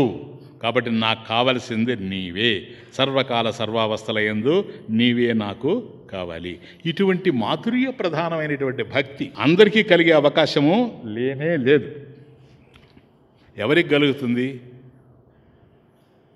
పుణ్యకర్మలు చేసుకున్న వాళ్ళకే కలుగుతుంది. ఇది క్లియర్గా భాగవతంలో చెబుతాడు. ఏ నరోత్తమ పుణ్యకర్మాణ సుకృతిన, ఎవరైతే గతంలో పుణ్యకర్మలు చేసుకున్నారో అలాంటి వాళ్ళకి ఆ భక్తి కలుగుతుందే కానీ ఏది మాధుర్య ప్రధానమైన భక్తినైనా. ఇక్కడ మీరు ఐశ్వర్య ప్రధానం వదిలేయండి, చివరికి వస్తుంది ఇంకా మాధుర్య ప్రధానం. కాబట్టి భక్తి ఇది ఇప్పుడు తెలిసింది కదా, జ్ఞానం ఏంటో భక్తి ఏంటో. కాబట్టి జ్ఞానం అంటే ఈశ్వరస్య భావ, కాబట్టి ఈశ్వర సంబంధమైనటువంటిది జ్ఞానం. ఆ జ్ఞానాన్ని పొందడానికి ఈశ్వరుని యందు మనకు ప్రేమ ఉండాలి. ఆ ప్రేమ ఏదైతే ఉందో అదే భక్తిగా ఇక్కడ మనకు తెలుస్తూ ఉంది. కాబట్టి ఇటువంటి భక్తిని కోరుకుంటూ దైవ దర్శనాభిలాష అంటే భగవద్ దర్శనాభిలాష, హే కృష్ణ నువ్వు మాకు కావాలి, నువ్వు మాకు కావాలి. ఇక్కడేమో కావలసినంత సంపద ఉంది కానీ వీటిల్లో మేము సుఖపడలేము. నాకు ఏదో కావాలి అనుకుంటే ఇవి సుఖాన్ని ఇస్తాయి. క్లియర్? నేను ఏదో కావాలి అనుకుంటున్నాను కనుక నేను నువ్వు కావాలనే అనుకుంటూ ఉన్నా, నేను నువ్వుగా ఉండడం అనేటువంటిది ఎప్పుడూ ఉంది. ఆ జ్ఞానం నాకు లేదు. ఈశ్వర జ్ఞానం నాకు కలగాలి. ఈశ్వర జ్ఞానం నాకు కలగాలంటే ఈశ్వర ప్రేమ ఉండాలి. ఏ జ్ఞానం కలగాలంటే దాని మీద మనకు ప్రేమ ఉండాలి. కాబట్టి ఆ ప్రేమని నేను కోరుకుంటూ ఉన్నా. దృశ్యత మాకు కనిపిస్తూగాక అని ఫస్ట్ గోపికా గీతంలో నెంబర్ 1లో ఆ విధంగా పాడితే తరువాత ఇంకొక గోపిక జస్ట్ టచ్ చేస్తాను. శరదుదాశయే సాధుజాత సత్సరసిజోదర శ్రీముషాదృశ. శరదుదాశయే శరదుదాశయే సాధుజాత సత్సరసిజోదర శ్రీముషాదృశ సురతనాథతే శుల్కదాసికా సురతనాథతే అశుల్కదాసికా వరద నిఘ్నత నేహ కిం వద సురతనాథతే అశుల్కదాసికా వరద నిఘ్నత నేహ కిం వద.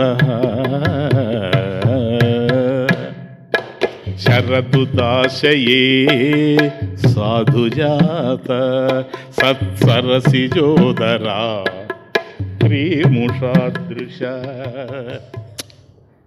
రెండవ గోపిక. మొదట ఆవిడదేదో భగవద్ దర్శనాభిలాష. దృశ్యతాం దృశ్యతాం దిక్షుతావకాహ త్వయి ధృతాసవః త్వం విచిన్వతే అని పాడింది. అయ్యా మాకు నువ్వు కనపడాలి అంటే భగవంతుని దర్శించాలనేటువంటి ప్రేమ, ఆ భక్తి మాధుర్య ప్రధానమైన భక్తి. ఈ రెండవ ఆవిడ తమాషా. ఏ కృష్ణ, ఇది నీకు తగునా? ఇది ఎట్లుంది చూడండి తమాషా. విచిత్రమైనటువంటి భావాలు వాళ్ళకు. ఇది నీకేమన్నా తగునట్టయ్యా? పైగా వరద, నీ పేరేమో వరద, నువ్వు పారించేదేమో మా కన్నీటి వరద. ఇది ఒక రకమైన సెటైరు స్వామి మీద. అంటే మొదటి గోపికేమో పాపం ప్రార్థించింది, మేము వీటితో తృప్తిపడలేము, నువ్వు కావాలి మాకు అని. ఈవిడ ఆయన మీద సెటైర్ చూడండి. శరదుదాశయే, శరత్ ఉదాశయే, శరత్ ఉదాశయే అంటే శరత్ అంటే శరత్కాలమునందు, ఉదాశయ అంటే నీటికి స్థానమైనటువంటిది, ఉత్ ఆశయ ఉదాశయ. కాబట్టి శరత్ శరదృతువులో శరత్కాలమునందు, ఉదాశయ సరోవరంలో, సాధు జాత, సాధు అంటే చక్కగా, జాత అంటే పుట్టిన. కాబట్టి శరత్కాలంలో శరదృతువులో సరోవరాలన్నీ కూడా నిర్మలంగా ఉంటాయి, స్వచ్ఛమైనటువంటి జలంతో ఉంటాయి. అటువంటి శరద్ ఉదాశయే శరత్కాల సరోవరమునందు చక్కగా పుట్టిన అంటే చక్కగా విరబూసిన, సత్సరసిజ అంటే వికసించిన తామర యొక్క, పద్మము యొక్క, సత్సరసిజ చక్కగా వికసించినటువంటి తామర యొక్క ఉదర, ఉదర అంటే లోపల అని అర్థం. అంటే పువ్వును చూచినప్పుడు అందులో ఎంత చూడండి, శరత్కాలంలో మామూలు సరోవరంలో పద్మాలు వస్తాయి, శరత్కాల పద్మంలో ఒక విచిత్రం ఉంది. ఎందుకంటే శరత్కాలంలో నీళ్ళన్నీ కూడా స్వచ్ఛంగా ఉంటాయి గనక, నిర్మలంగా ఉంటాయి గనక అక్కడ చక్కగా విరబూసినటువంటి పద్మం కమలం ఏదైతే ఉందో సత్సరసిజ ఉదర, దాని లోపల ఏముంటుంది తెలుసా? శ్రీ ముషా, అందులో ఉండే రంగు ఏదైతే ఉందో కెంపు కలర్లో బ్యూటిఫుల్గా శ్రీముష దృశ, అటువంటి కన్నులతో. ఏ కృష్ణ, నీ కళ్ళు ఎట్లుండాయో తెలుసా? చూడ, మొదట పొగడ్డం, తర్వాత తిట్టడం, ఇది భక్తుల యొక్క వ్యవహారం. శరద్ ఉదాశహే శరత్కాల సరోవరమునందు సాధుజాత చక్కగా పుట్టినటువంటి వికసించినటువంటి సత్సరసిజ, ఆ తామర పద్మం ఏదైతే ఉందో, కమలం ఏదైతే ఉందో దాని లోపల ఉదర ఎంత అందమైనటువంటి రంగు ఉంటుందో అటువంటి రంగును పోలినటువంటి శ్రీ ముష అంటే దాన్ని అపహరించినటువంటి, దొంగలించినటువంటి అని అర్థం. కాబట్టి పద్మంలో ఎటువంటి కాంతి ఉందో, అందులో శరత్కాల పద్మంలో చక్కగా విరబూసినటువంటి పద్మంలో ఏ విధమైనటువంటి కాంతి ఉందో అటువంటి కాంతి కలిగినటువంటి దృశ కన్నులతో. కాబట్టి నీ కళ్ళు ఈ విధంగా ఉన్నాయి. సురతనాథ, కాబట్టి మాలో ఉండేటువంటి కోరికల్ని రెచ్చగొట్టేటువంటి వాడివి సురతనాథ. తే అశుల్కదాసికాహ, అది అడ సంధి. తే శుల్కదాసికాహ, తే అశుల్కదాసికాహ. అశుల్కదాసికాహ అంటే సుంకం లేకుండా వచ్చిన వాళ్ళం అంటే ఏంటి? పిలవని పేరంటాం. మమ్మల్ని ఎవరు రమ్మన్లా, నిన్ను వేడుకోమని చెప్పలే, మాకై మేము వచ్చాం, మా కర్మ. సరేనా? నీకోసం మేము వచ్చాము కానీ మమ్మల్ని ఎవరు పంపించలేదు, నువ్వేం పిలవలేదు. అశుల్కదాసిక, మేము ఇక్కడికి వచ్చి ఈ ప్రార్థనలు చేస్తే మాకు వచ్చేది ఏమీ లేదు. ఏంటో తెలుసా? నాకు ఏదో కావాలనుకునేవాడు కాదు. అది పాయింట్. బాగా గుర్తుపడ, చిన్న విషయం కాదు ఇది. గోపికలంటే ఇంక మీకు పోను తెలుస్తుంది. అశుల్కదాసిక, పిలవకుండా వచ్చినటువంటి వాళ్ళం మేము నీకోసం. వరద, చూసారా సంబోధన? వరద అంటే వరాన్ దదాతి ఇతి, వరాల్ని ప్రసాదించేటువంటి వాడివి నువ్వు, వరదుడివి. కాబట్టి నువ్వు సామాన్యుడు కాదు నాయన. అభిమతాన్ వరాన్ దదాతి ఇతి వరద. కాబట్టి భక్తానాం, భక్తులకి కోరిన వరాలన్నీ తీర్చేటువంటి వాడివి. కానీ నీ పేరేమో వరద, మాకేమో బాధల దురద. ఏం చేస్తావు చెప్పు? ఇంతకాలంగా నీ కోసం మేము వేడుకుంటూ ఉంటే నువ్వు రావడం లేదు. కాబట్టి పద్మం అనేటువంటిది జ్ఞానానికి సంకేతం నాయన, ఫస్ట్ పాయింట్. కాబట్టి ఆ జ్ఞానాన్ని పొందాలనేటువంటి కోరిక.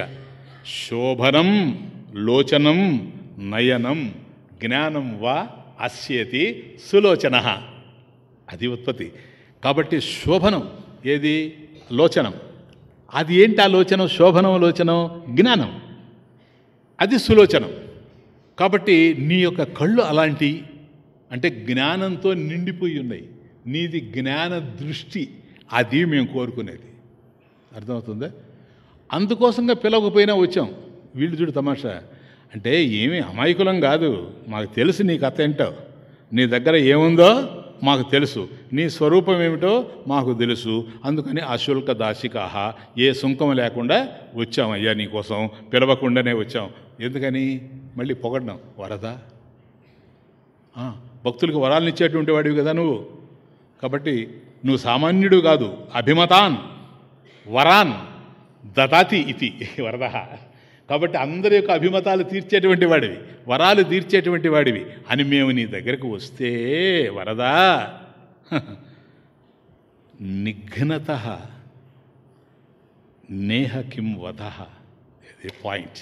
నిఘ్నత అంటే ఈ విధంగా మమ్మల్ని హింసించడం. నిఘ్నత. నువ్వు వరదుడివి, మా కోరికలనంతా తీరుస్తావని నీ దగ్గరికి వస్తే ఏం పొందినా ఈ ప్రపంచంలో లాభం లేదు. శ్రేయత ఇందిరా శశ్వతత్రహి, అవన్నీ మాకు అర్థమైపోయింది. కాబట్టి నువ్వే కావాలని నీ దగ్గరకు వచ్చినటువంటి వాళ్ళని. వాస్తవానికి నీ స్వరూపం ఏంటి? నీ స్వభావం ఏంటి? వరాలు ఇచ్చేటువంటి వాడివి. అందుకని వరదా వరాన్ దదాతి ఇది అభిమతాన్, మా కోరికలు తీర్చేటువంటి వాడివి. అటువంటి వాడివి నిఘ్నత. ఈ విధంగా హింసించడం. నేహ కిం వధ నా ఇహ కిం వధ. ఇహ అస్మిన్లోకే, ఈ ప్రపంచంలో ఈ విధంగా నీ కోసం వచ్చినటువంటి మమ్మల్ని నేను జాగ్రత్తగా సంధి చూసుకోండి. నేహ కిం వధ ఇహ, ఇక్కడ నా కిం వధ ఇహ, ఇహ నా కిం వధ ఇహ, ఇక్కడ నా కిం వధ. ఇంతకన్నా గొప్పగా హింసించడం, వధించడం ఏమన్నా ఉందా వరద? ఎంత హక్కు ఆయన మీద. కాబట్టి ఇంతగా నీ కోసం మేము వస్తే, పిల్లవని పేరంటానికి వచ్చినట్టుగా మేము వస్తే, నువ్వేదో అభిమతాలన్నీ తీర్చేవాడవని వాళ్ళు వీళ్ళు చెప్పుకుంటుంటే విని ఆ ఎంత నిజమేనని అనుకున్నాం మేము. అది పిచలే సాక్ భరో సంతనికి ఆడే సవారో కామ, पिछले साक भरो संतन की आड़े सवारो काम, सुनेरी मैंने सुनेरी मैंने सुनेरी मैंने सुनेरी मैंने पिछले साक भरो संतन के आड़े सवारो काम, सुनेरी मैंने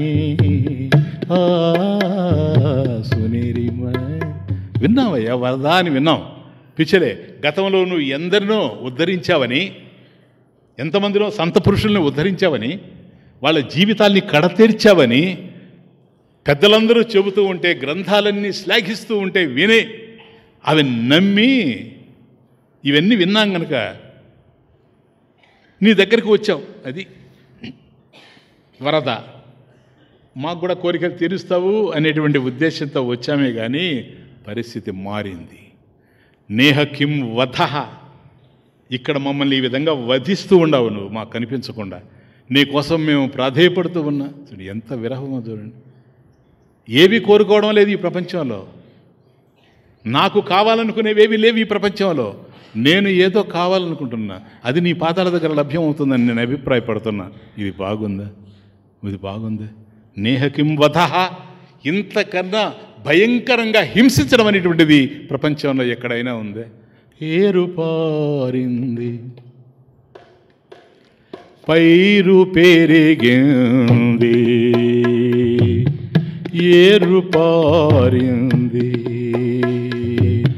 పైరు పెరిగింది, చేరువైన మామది కుమిలింది, ఏరు పారింది. పైరు పెరిగింది, చేరువైన మామది కుమిలింది, ఏరు పారింది.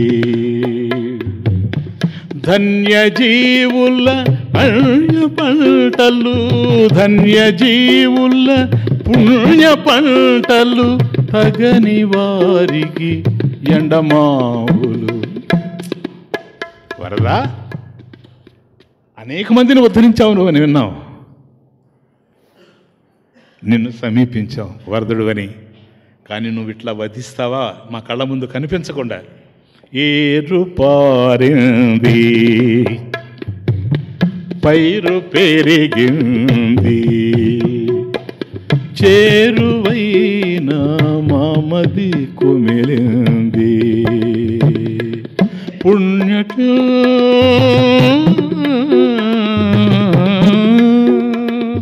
ధన్యజీవుల పుణ్య పంటలు, తగని వారికి ఎండమావులు, ఏరు పారింది, పైరు పెరిగింది, చేరువైన మామది కుమిలింది.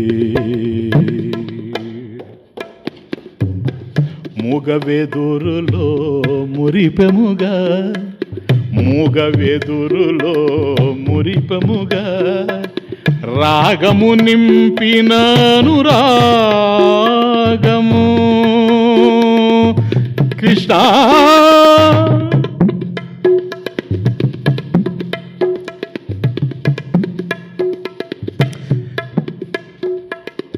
మూగవెదురులో మురిపెముగా, రాగము నింపిన అనురాగము. గుండె నీడిన భక్తి పొంగిన, గుండె నీడిన భక్తి పొంగిన,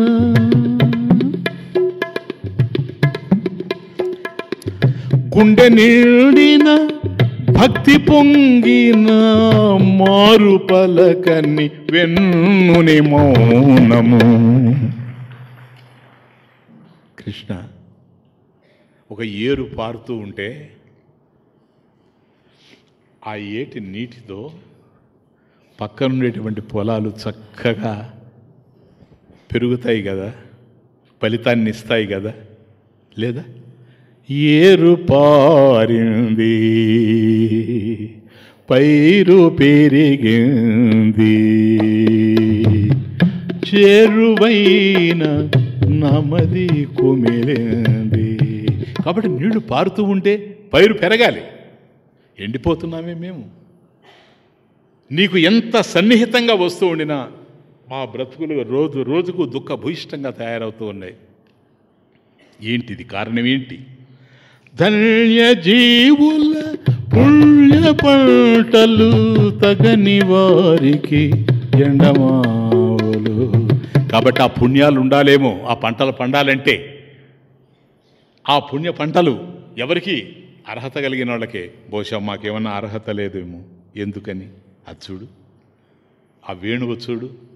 మూగవేదురులో మురిపముగా, రాగము నింపిన అనురాగము.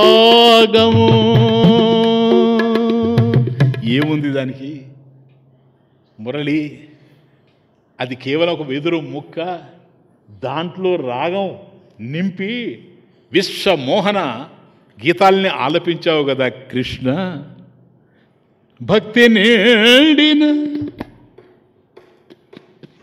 మూగవెదురులో మురిపముగా, రాగము నింపిన అనురాగము.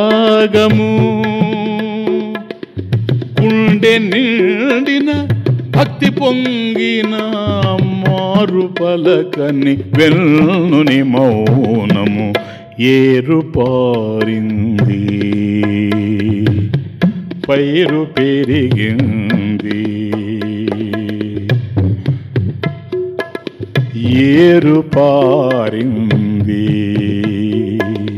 పైరు పెరిగింది.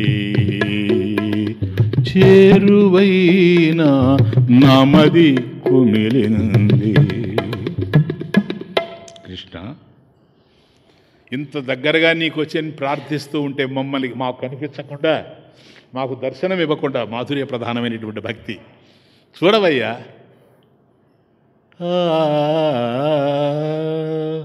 కారుతున్నాయి విరివిగా కంటి నీరు,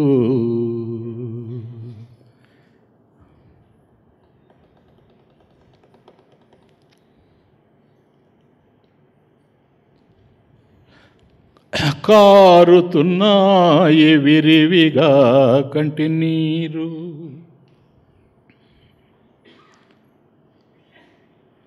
ముసురుతున్నాయి బాధలు ఎటుల తీరు, కారుతున్నాయి విరివిగా కంటి నీరు. ముసురుతున్నాయి బాధలు ఎటుల తీరు. నారు పోసిన నీవే పోయాలి నీరు, నారు పోసిన నీవే పోయాలి నీరు. నీ అడుగుల కడ పడి ఉందో చిన్ని కృష్ణ, కృష్ణ.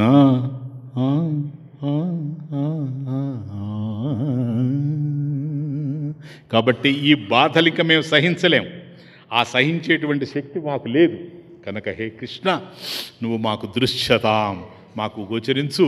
అంతేగాని ఈ విధంగా వరద నిఘ్నత నేహకిం వధ. కాబట్టి మా హృదయాల్ని ఈ విధంగా బాధించకు. మాకు ఈ ప్రపంచం మీద ఆశ లేదు, ఈ ప్రపంచంలో ఉండేటువంటి సౌందర్యాల మీద ఆసక్తి లేదు. ఏవో ఏవో కావాలని మేము కోరుకోవడం లేదు. మేము ఏదో కావాలనుకుంటున్నాం, నీ భక్తులం కావాలనుకుంటున్నాం, నీ హృదయంలో స్థానం సంపాదించుకోవాలనుకుంటున్నాం. ఒకవేళ ఆ అర్హత లేకపోతే నీ పాదాల దగ్గర పడి ఉండాలనుకుంటూ ఉన్నాం. ఓ